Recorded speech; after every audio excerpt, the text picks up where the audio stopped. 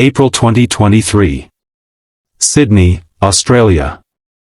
A conference room full of the world's most respected marine scientists. And in that room, in front of everyone, a man with 30 years of credentials and 200 published papers stood up and laughed. Not the kind of laugh that fills a room with warmth.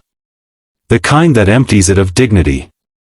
What he laughed at was a presentation by a small Filipino research team, scientists who had spent years working side by side with traditional fishing communities in the remote islands of the Philippines. What he dismissed as ignorance would, within 2 years, become the most talked about breakthrough in coral reef science in a decade. This is the story of what happens when arrogance meets truth, and truth wins. The International Ocean Conservation Summit was one of the most prestigious gatherings of its kind. Held every 2 years, it brought together the top marine scientists from across the Pacific, Australia, Japan, the United States, New Zealand, and beyond.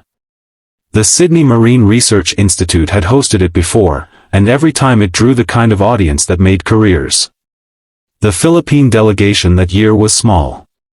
3 researchers, led by Dr. Elena Reyes, a soft-spoken marine biologist from the University of the Philippines Visayas. Beside her stood 2 junior researchers, and via video link, an elderly fisherman named Mang Ernesto, who had spent 60 years fishing the same reef off the coast of Palawan. Their presentation was titled, Integrating Indigenous Ecological Knowledge into Coral Reef Restoration Frameworks. It was meticulous. It was data-driven. And it argued, with 7 years of field evidence, that traditional fishing communities in the Philippines possess detailed ecological knowledge about coral reef behavior that had never been formally studied, knowledge that, when combined with modern marine biology, produced coral restoration outcomes dramatically better than conventional methods alone. The room was quiet as Dr. Reyes walked them through the data. Survival rates of coral fragments. Recovery timelines. The role of specific fish species that local fishermen had long protected without knowing why. The seasonal patterns that Mang Ernesto and men like him had read for generations, not in textbooks, but in the color of the water, the behavior of sea birds, the direction of winds. Then Dr. James Mitchell stood up. Dr. James Mitchell was not simply well known. He was the kind of figure that entire careers were built in the shadow of. 30 years studying the Great Barrier Reef. Over 200 peer-reviewed papers.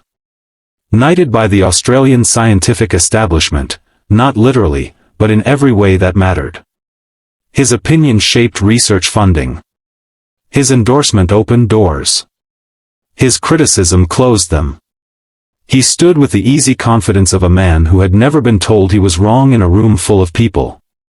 And when he spoke, the room leaned in, not because of what he was about to say, but because of who was saying it. With all due respect, he began, and anyone who has ever heard those words knows they carry none, this isn't science. This is folklore. He gestured toward the screen where Dr. Reyes's data still glowed. You're telling us that traditional Filipino fishing communities have knowledge that modern marine biology doesn't? That fishermen with no formal education understand coral ecosystems better than scientists with PhDs? I've published over 200 peer-reviewed papers on coral reef ecosystems. I've spent 3 decades studying marine biology. And you want us to believe that some Filipino fishermen who navigate by stars and use bamboo traps have unlocked secrets that the entire international scientific community has missed? The room erupted in uncomfortable murmurs. Dr. Reyes did not flinch. She waited for the noise to settle. Then she said, quietly but clearly, with respect, Dr. Mitchell, the data is in the presentation. We're not asking you to believe us. We're asking you to look.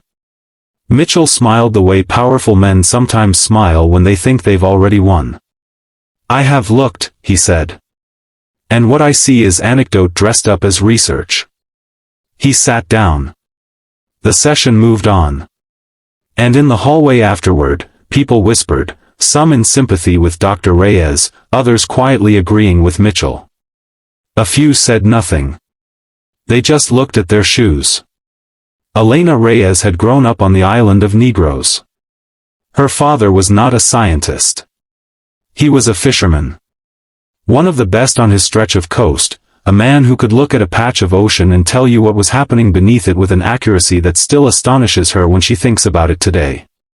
She had watched him work from the time she could walk. Watched him choose where to cast, not by GPS, not by depth finders, but by reading a language in the sea that took decades to learn. He knew which reefs were recovering.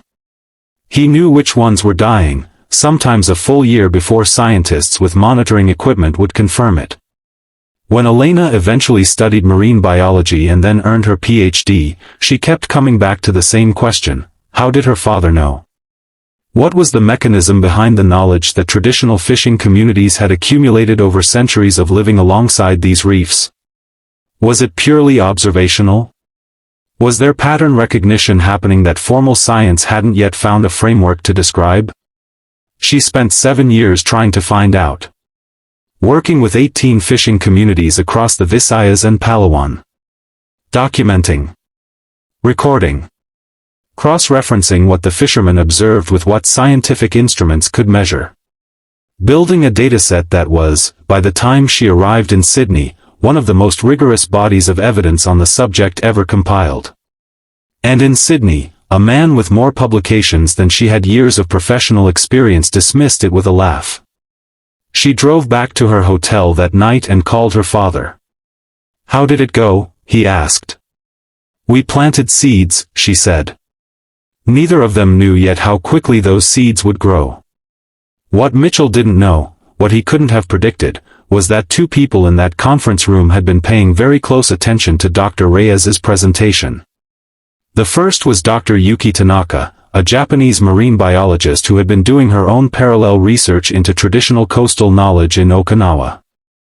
Her data, she realized as she listened, mirrored Elena's in ways that couldn't be coincidental.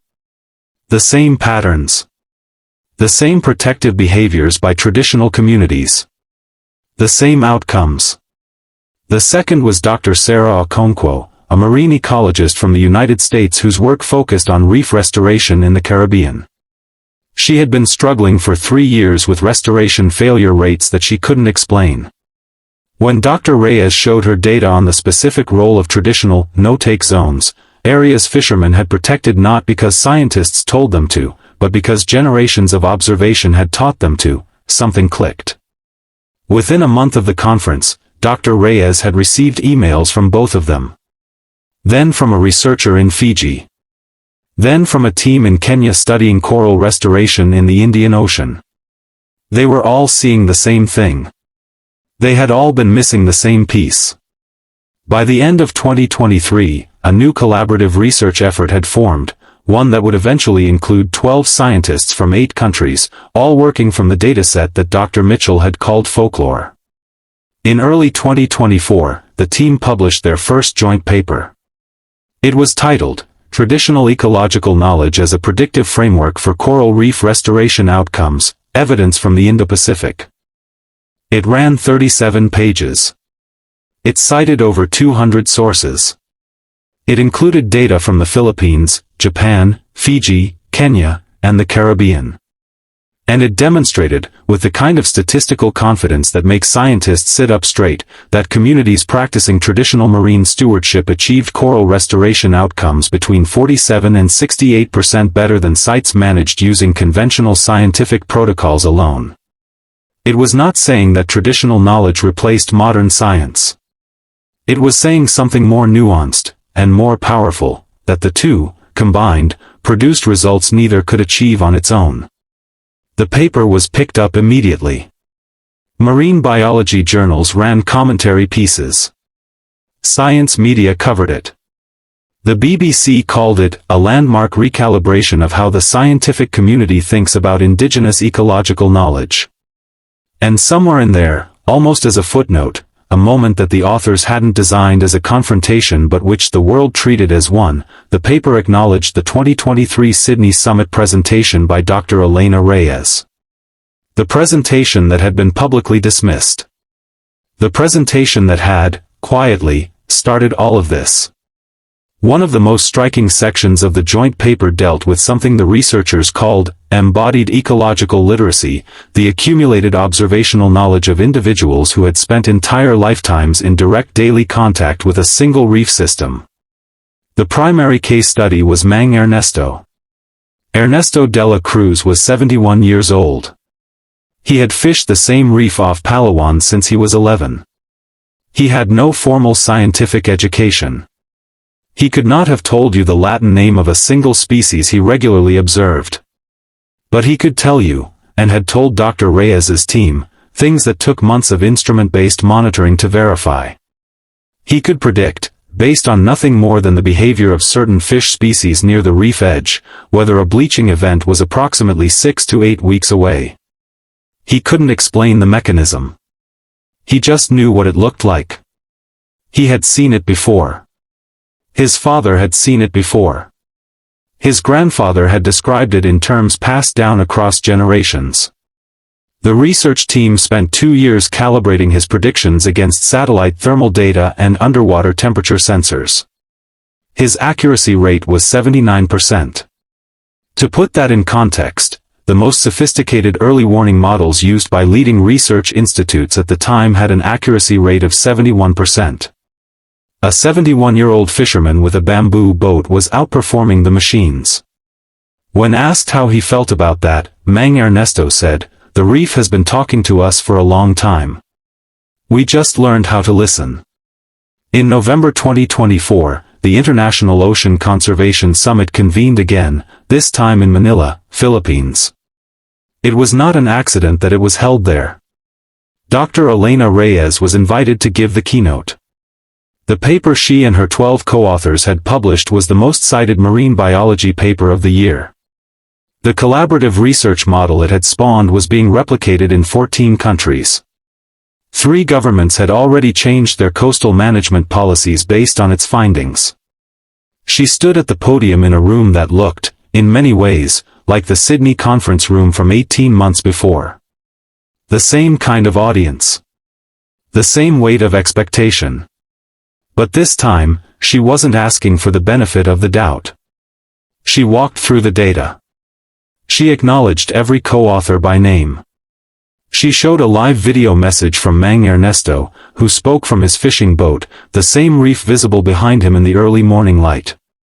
He said something in Cunan, his native language, that was translated on the screen beneath him.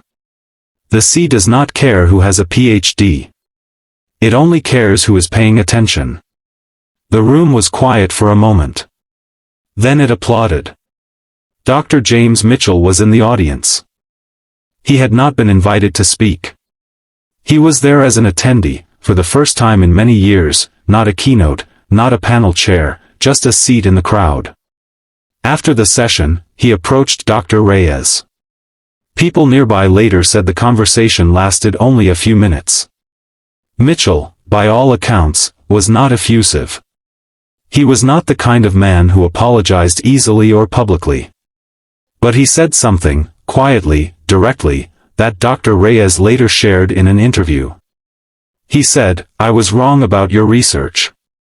I should have looked at the data more carefully before I spoke. I didn't. And I'm sorry for what I said in Sydney." Dr. Reyes thanked him. She shook his hand. And then she said, "Because she is, by every account, a woman of remarkable grace, the data was always there, Dr. Mitchell. It was just waiting for someone to look." He nodded. He walked away. She turned back to the people waiting to speak with her. There were many of them. There would be many more. Here is what this story is actually about. It is not really about one arrogant scientist being proven wrong, though that happened, and it matters. It is about the kind of knowledge that gets dismissed simply because it arrives without the right credentials. Because it comes from people who don't look like scientists, who didn't study in the right institutions, who speak different languages and learn different things in different ways. Mang Ernesto spent 60 years listening to a reef. Elena Reyes spent 7 years translating that listening into a language the scientific world could hear. And when she tried to share it, she was laughed at by a man who had spent 30 years looking, but perhaps not always truly seeing. The reef was always talking. The fish were always moving in patterns. The water was always carrying signals. The question was never whether the knowledge was real. The question was whether the right people were paying attention. In the end, they were.